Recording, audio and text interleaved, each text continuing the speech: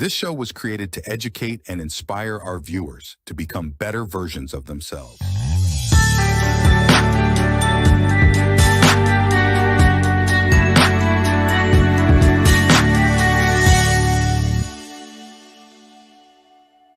All right, you're watching the Power Hour. I'm your host, DJ Larry Jones, and my next guest is a country music singing superstar. Ladies and gentlemen, please welcome Miss Jenny Grace. Jenny, how are you? I'm great. How are you? I'm doing pretty good. Now, I want to first start off by saying thank you so much for gracing us with your presence this morning. I know you're a busy woman. Thank you for having me. I'm excited to talk to you. Right now, let me say this. I want to jump right into it. Your song "Storm," which we'll get into in just a second. I listened to it like 30 times. I love it. Thank you so much. I appreciate it. Absolutely. You're not, the visual, the video is beautiful. Before we get into that, let's kind of get into your backstory a little bit and your journey on becoming who you are today. And I don't want to take up too much of your time, for the sake of time and, want to keep it too long. But you were in the military, right? Yes, I was. And behind me is a picture of myself in the military along with my grandfather who also served. So I have a little wall of serving here. I got to get some more people in my family on there, but they don't like pictures. So now, when you were in the military, you sang to the troops and stuff like that. And what was that like? Yeah, I mean, one time I was on mission and I got called to sing in front of the really high ranking people, and it was just very scary. I was just like, oh my God. And I got called into their command room to sing. So I sang At Last by Etta James, and they loved it. So, you just get these random things that happen to you, but you got to do it. If they want you to sing, you got to sing for them. Right. Now, when you first started in singing, did you know that you were this is something you wanted to do? Because you started early playing the guitar, about the age of 19, something like that, right? Yeah, I always knew it was in my blood, but I didn't have that entitlement, oh, I'm going to be a singer, I'm going to be famous. People that are into this world, they know, and they just know really young. I knew, but I was just so shy and just so practical, and I don't know. I was like, there's no way I'll be able to ever make it. But then not till I was a little older, then I was like, well, you can definitely write songs that help people. And then that's what I've been doing, is just focusing on writing songs. And now there's more of a purpose to me than just, oh, I want to be a famous singer, Right. Now I want to talk about writing songs for a minute, because you started off in rock, singing rock music, right? Yes, I did. There wasn't much around where I lived in New England, so it was mainly rock or metal. So I kind of just tried to get with great bands that I could sing with. And, one was a metal band, one was a rock band, and, sort of like a Grace Potter and the Nocturnals type of vibe. Right. Now, when you're writing songs for rock versus country music, and country music I look at as being almost like a movie, writing a movie script, because it tells a story, right? Which one for you did you find the most difficult to write, country or rock?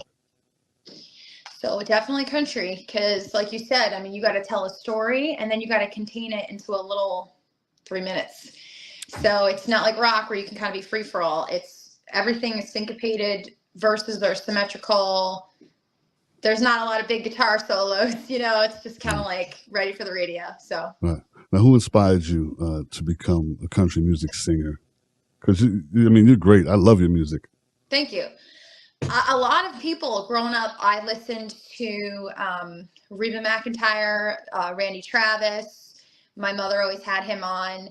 And then they always used to watch the Loretta Lynn movie when I was a kid. So that was inspiring. And I loved rock bands as well. I grew up with my parents listening to everything, Led Zeppelin, Tom Petty, and whenever anyone was in a good mood, it was associated with the music. So I was like, okay, well, music makes people happy. So I was like, I want to do something with this. And I discovered I could sing when I was 7 from my mom, but again, I wasn't like, oh my God, I can do it. I can be famous like some people, Right. I want to talk about your new song. Let's go back to that, titled Storm. For people who haven't heard it yet, tell them what the song is about. Yeah, so the song Where I grew up in New England is always very stormy, very rainy, very depressing. It's constantly gray out. So it was written during one of those days. I was driving home from my job at the time and just looked outside and I was like, oh my God, another, 40-degree weather day with rain and just darkness. That is New England. It's very haunted. I don't know if you've ever been there, but it's like haunted by. No, I've been there. Yeah. Yeah, it's just like miserable. And so a lot of people drink because the weather's so terrible and stuff. So the song is about being in an abusive relationship, having a guy like mistreat you and a drunk person and just, alcohol abuse. It's got a lot of different themes. But I just wanted to talk about couples fighting as well because, that's a real topic. There's a lot of couples that do that these days, and it's just like we got to talk about it. So yeah, it is, and I talk about that a lot on the show, abuse and substance, domestic violence. I talk about that a lot. So that's when I heard this song, I said I got to have her on the show. Thank you. Yeah, I know a lot of my women friends that have just had horror stories of people being abusive to them, and it's a topic we need to really, focus on. It's important because a lot of women are, experiencing this all over the world, and it needs to get brought to the light. So yeah. Now, when you write songs, where do you draw your inspiration from?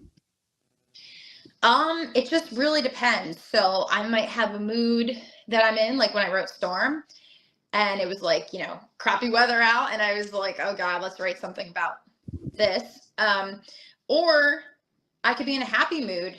Like when I wrote Dreaming and I had a crush on somebody that I was working with and, it was just kind of like, let's do a country pop fun song and talk about being in love. So, yeah. Now, are you finally in Nashville now? Yes, I'm finally here. What was it like? It's been back and forth because 2020, but I've been here since 2022. Right. Now, what was it like when you made that transition from New England to Nashville? Finally, you're at the country music capital of the world. What was it like?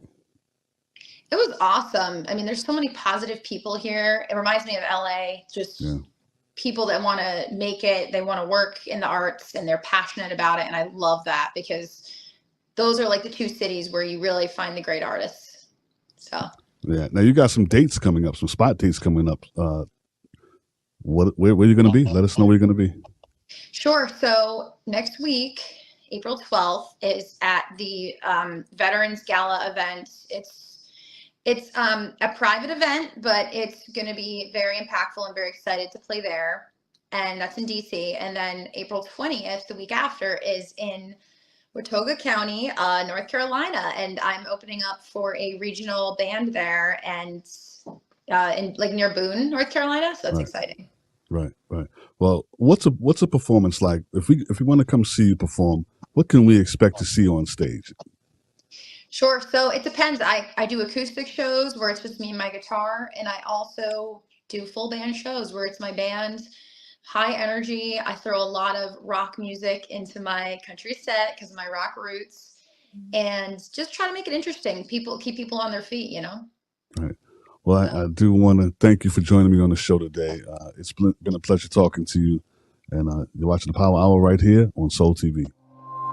The Power Hour is brought to you by Soul TV.